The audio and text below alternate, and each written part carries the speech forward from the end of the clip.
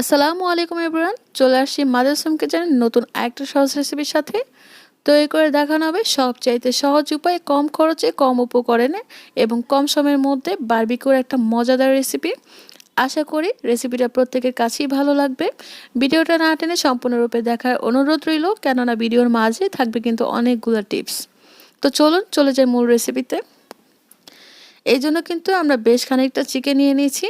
আর এই চিকেনগুলোকে কিন্তু আমরা একটু মিডিয়াম থেকে একটু বড় করে কেটে নিয়েছি। চাইলে কিন্তু এর থেকে বড় করেও কেটে নিতে পারেন। আর চিকেনগুলো কাটার পরে কিন্তু খুব ভালোভাবে ক্লিন করে নিয়েছি। আর এই তো একটা বটি বা ছুরির সাহায্যে দেখুন কিভাবে করে কেটে নেওয়া হচ্ছে। একদম ঝুরি ঝুরি করে কেটে নিতে হবে, অর্থাৎ এমনভাবে কাটতে হবে যেন হাড়ের সাথেই মাংসটা লেগে থাকে, কিন্তু ছুটে না যায় মাংসটা। তো আপনাদের বোঝার সুবিধার্থে আমরা কিন্তু আরেকটা করে দেখিয়ে দিচ্ছি। এই তো দেখতেই পাচ্ছেন, এই যে এরকম হবে স্কিনটা। তো এইভাবে করে কিন্তু আমরা প্রত্যেকটা যে চিকেন আছে সবগুলো কিন্তু একই প্রসেসে কেটে নিয়েছি। এতে করে যে হবে, আপনারা যে মশলাগুলো অ্যাড করবেন সেগুলো সবগুলো কিন্তু এর সাথে অ্যাড হয়ে যাবে। এতে করে স্বাদটা অনেক বেশি বাড়বে। আর এই যে আমরা কিন্তু ইনস্ট্যান্ট যেহেতু তৈরি করব, এই জন্য রাঁধুনি রেডিমিক্স যে বারবিকিউ মশলাটা আছে সেটা নিয়ে নিচ্ছি। তো এখানে কিন্তু পুরোটাই নিয়ে নিচ্ছি প্যাকেটের মশলাটা। আর সেই সাথে লাগবে কিন্তু 1.5 চা চামচ পরিমাণ লবণ, লাগবে কিন্তু 1 চামচ পরিমাণ হলুদ গুঁড়া, 1 চামচ পরিমাণ মরিচ গুঁড়া, 1 চামচ পরিমাণ চিনি।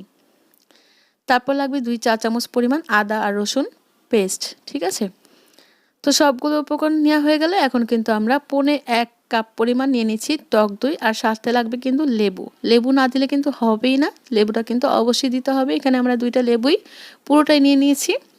আর সেই সাথে লাগবে কিন্তু সরিষার তেল, এতে করে একটা অনেক দারুণ একটা ফ্লেভার আসবে।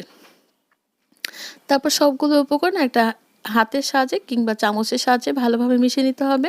মিশানোর এক পর্যায়ে দেখলাম যে তেলটা কিন্তু কম হয়েছে, এই জন্য কিন্তু আরেকটু তেল নিয়ে হচ্ছে, আর একটু চেখে দেখা হচ্ছিল যে লবণটা হয়েছে কিনা।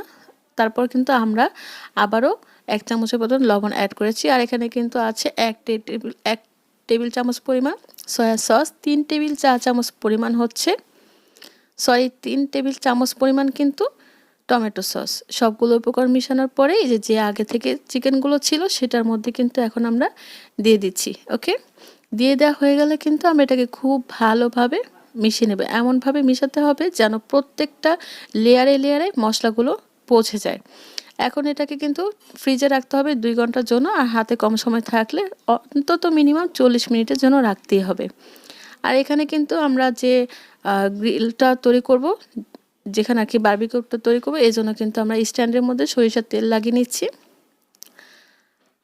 আর এই তো দেখতেই পাচ্ছেন কয়লা নিয়ে সেটাকে কিন্তু জ্বালানো হচ্ছে।